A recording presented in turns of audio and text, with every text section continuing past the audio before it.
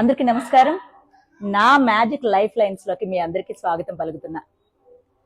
నేను ఎప్పుడు కూడా నా లైఫ్ లో జరిగిన ప్రతి ఒక్క ఇష్యూస్, మంచి చెడు మీ అందరితో ఎప్పుడు షేర్ చేసుకుంటూ ఉంటా, తెలుసు కదా. సో ఈ రోజు కూడా అలాగే ఒక మంచి విషయాన్ని మీ అందరితో షేర్ చేసుకోవడానికి, నా లైఫ్ లో జరిగిన ఒక ఎక్స్పీరియన్స్ ని, నా బాధని మీ అందరికీ షేర్ చేయడానికి మేము ముందుకు వచ్చేసాను. నేను మీ నాగలక్ష్మి.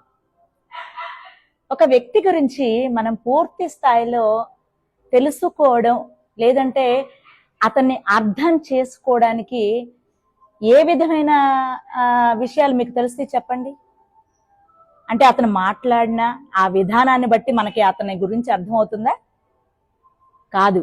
అతని మాటల వల్ల, అది ఏ వ్యక్తి అయినా పర్వాలేదు, ఆడపిల్ల మగపిల్లాడు అని కాదు, ఏ వ్యక్తి అయినా సరే, వారు మాట్లాడిన మాటల కంటే కూడా వారి చేతలు ఉంటాయి చూడండి, ఆ చేతల్ని మనం గనక పరిశీలించగలిగితే, అంటే వాళ్ళు చేసే పనులు పరిశీలించగలిగితే, ఖచ్చితంగా 100కి అవుట్ ఆఫ్ 99.9% కూడా వారు ఇప్పుడు ఏం చేస్తున్నారు, అలాగే ఫ్యూచర్ లో వాళ్ళ ప్లాన్స్ ఎలా ఉండబోతున్నాయి అనేది మనకి చాలా వరకు అర్థమవుతుందండి.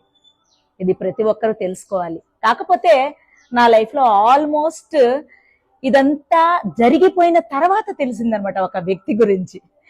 ఒక వ్యక్తి అని కాదు, సమాజంలో అలాగే ఉంది.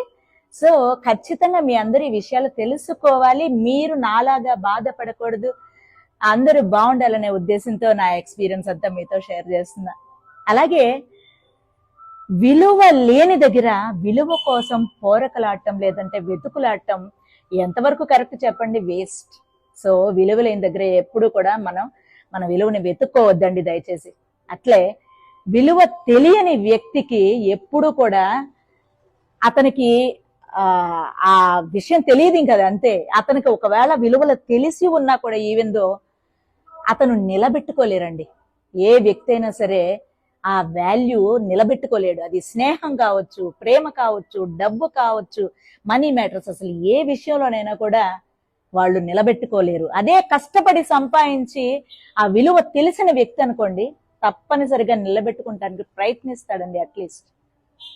సో ఫైనల్ గా నేను ఒక మాట అయితే ఖచ్చితంగా చెప్తాను, మన ఆలోచన విధానానికి అవతలి వాళ్ళు మర్యాద ఇవ్వకపోయినా పర్వాలేదు, గౌరవించకపోయినా పర్లేదు, కానీ ఈసడించుకొని అమర్యాదంగా మాట్లాడటం మాత్రం కరెక్ట్ కాదు. అలాగే ఫైనల్ గా ఇంకొక మాట కూడా ఖచ్చితంగా చెప్తాను, ఎప్పుడైనా అంటే మనుషుల సహనాన్ని గనక దేన్నైనా పరీక్షించవచ్చు, కానీ మనుషుల సహనాన్ని